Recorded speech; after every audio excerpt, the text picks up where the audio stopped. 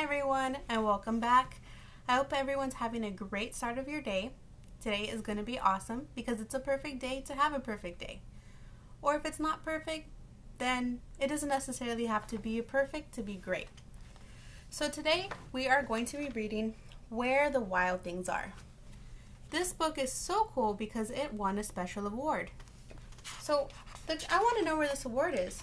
So I look right here and it is actually the winner of the Caldecott Medal for the most distinguished picture book of the year. Distinguished means that that's a really big honor. That this book was so impressive, so monumental, that it seemed to really stand out between the other books that were probably in the same competition. So this book again is called Where the Wild Things Are. And I'm looking at the back and it is the 50th anniversary edition. This book has been around for 50 years and it's easy to see when you read it why. It is a classic among many, one of my very favorite books. So without further ado, let's begin. And the stories and pictures are by Maurice Sendak. I hope I'm saying that right. So not only did he write the book, but he also drew the pictures. This is a higher book level than I've read. It's a 3.4 and it is half a point. So let's get started. Where the Wild Things Are. Just looking at these pictures, I love these characters. I can infer that this book is going to take us to a place that we normally are not familiar with, because I normally don't see people that look like this. The night Max wore his wolf suit and made mischief of one kind. So he's mischievous. If I don't know what that word means, I can look at the picture. And he has a little toy hanging by a hanger. He is nailing some, I guess, fabric tied up in knots. So he's mischievous, meaning that he's causing some trouble. It's not always good to be mischievous. And another. He's chasing his dog with a fork. His mother called him Wild Thing. And Max said, "I'll eat you up." And he was sent to bed without eating anything. So he got in some trouble for telling his mother he was going to eat her. You should never tell your mom or dad or anyone that you're going to eat them. That very night in Max's room, a forest grew.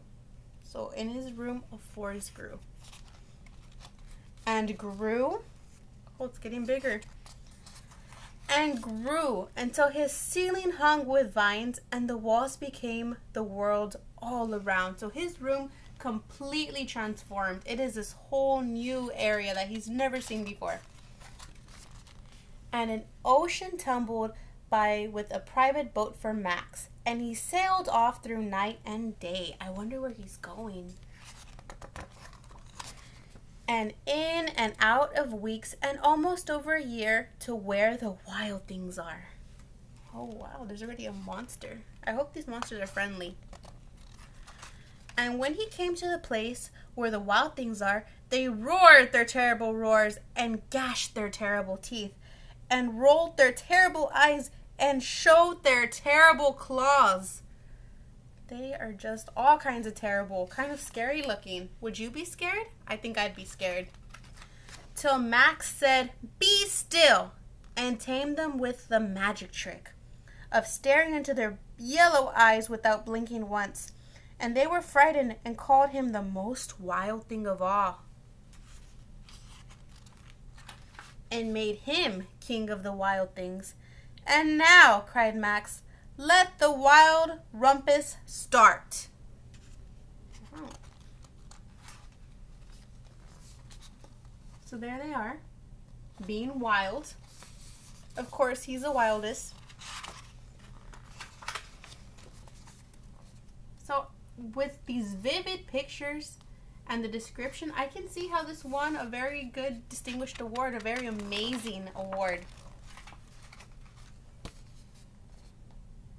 I know I'm going a little fast because I don't want these videos to be too lengthy, but feel free to pause if you need to. Now stop, said Max, and sent the wild thing off to bed without their supper. And Max, the king of all the wild things, was lonely and wanted to be where someone loved him best of all. I think he misses his home. Then all around them, far away across the world, he smelled good things to eat. So he gave up being king of where the wild things are. I would leave too if I smelled food. But the wild things cried, "Oh, please don't go. We'll eat you up. We love you so." And Max said no.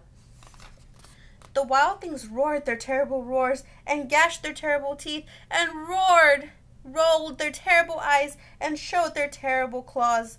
But Max stepped into his private boat and waved goodbye. And sailed back over a year and in and out of weeks and through a day. And into the night of his very own room where he found his supper waiting for him. Aw, there's his supper. And it was still hot. Wow, I love this book, Where the Wild Things Are.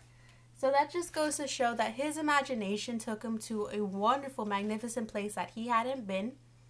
Even though he met new adventures and new people, he still remembered a very important lesson. There's no place like home, and there's no place or anyone else like your family.